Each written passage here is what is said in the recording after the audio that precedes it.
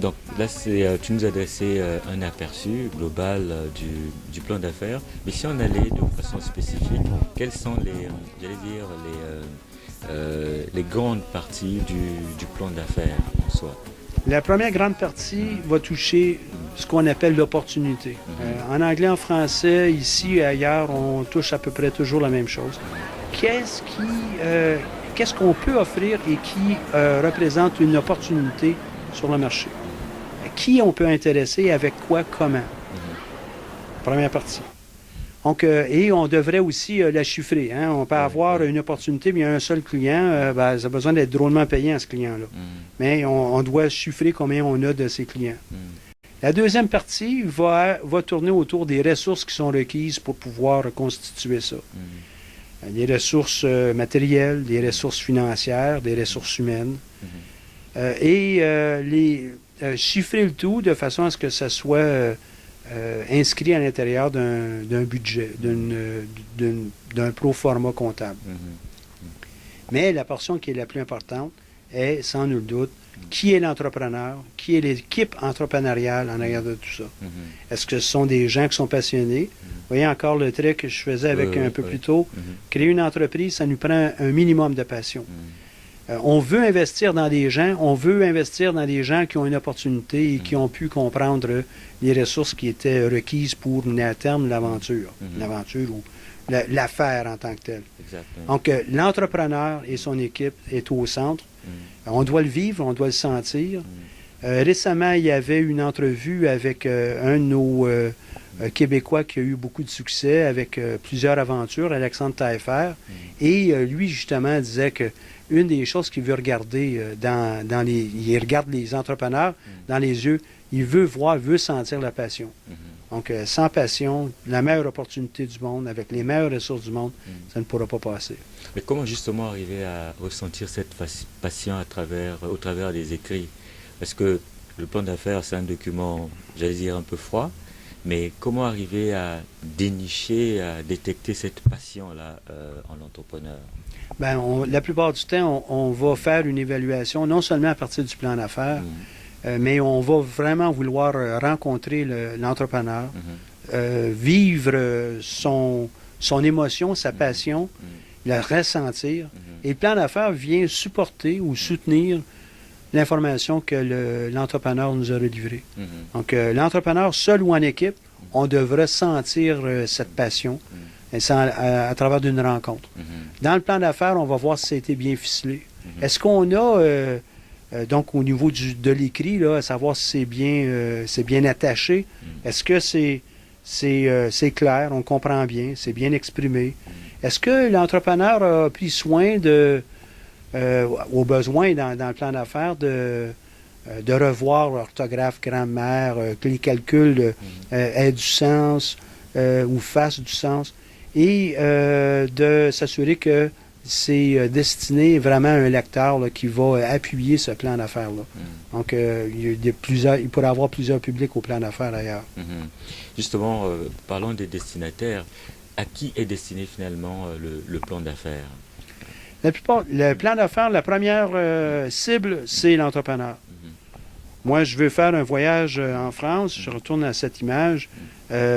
Pour qui je fais le plan d'affaires? Je ne le fais pas pour le voyagiste, je ne le fais pas pour Air Canada, je ne le fais pas pour la personne qui pourrait peut-être me financer. Je le fais pour moi, le plan d'affaires, le plan de voyage.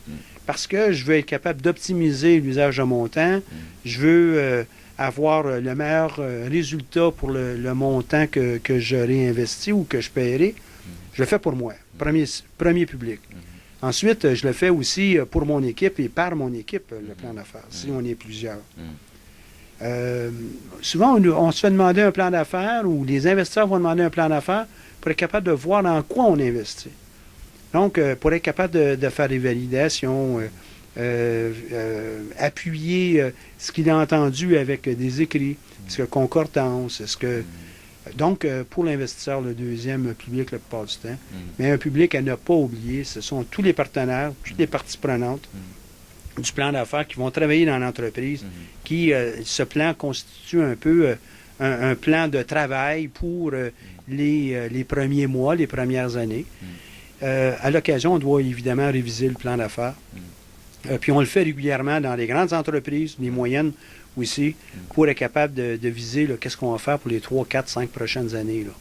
Est-ce que c'est parce que le marché ou le client évolue qu'il faille réviser en permanence le plan d'affaires, ou bien c'est juste une règle d'usage? Bien, tout change autour de nous. Hein. Nous, comme entrepreneurs, on va changer nos goûts, mais aussi notre performance. On pouvait peut-être s'attendre à avoir une très grande performance, et puis elle a été moyenne.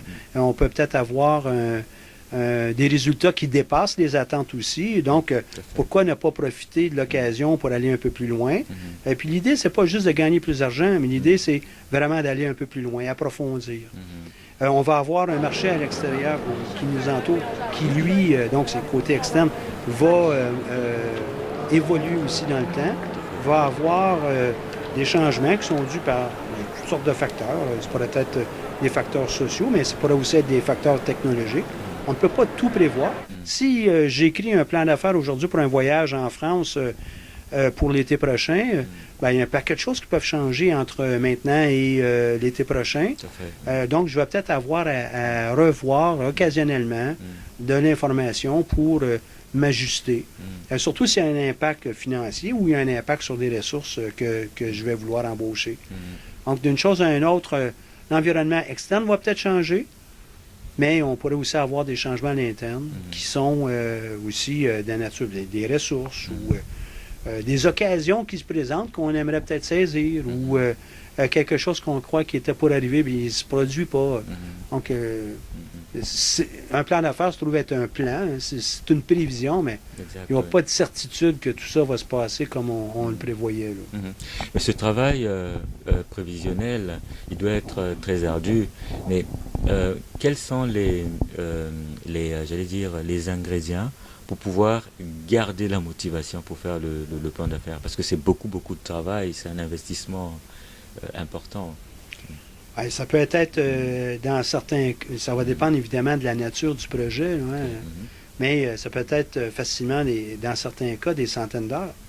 On accueille ici des entrepreneurs technologiques. On les appelle techno parce qu'ils ont soit une technologie qui est en émergence, qui veulent le mettre de l'avant, ou il y a un élément scientifique qu'ils aimeraient pouvoir intégrer dans un produit. Bien, dans des cas comme ça, on peut facilement entrevoir quelques centaines d'heures de travail pour ficeler le tout. Donc, ça va avec l'ampleur des projets. Comment garder la motivation? Bien, l'investissement qu'on fait en développant le plan d'affaires crée de la valeur. Cette valeur-là nous permet d'être plus efficace plus tard, mais en même temps, nous permet aussi de résoudre un certain nombre de questions ou de problèmes qu'on va rencontrer, qu'on anticipe qu'on pourrait rencontrer, et ça nous donne des solutions aujourd'hui. Ça nous aide. C'est un accélérateur, avoir un bon plan.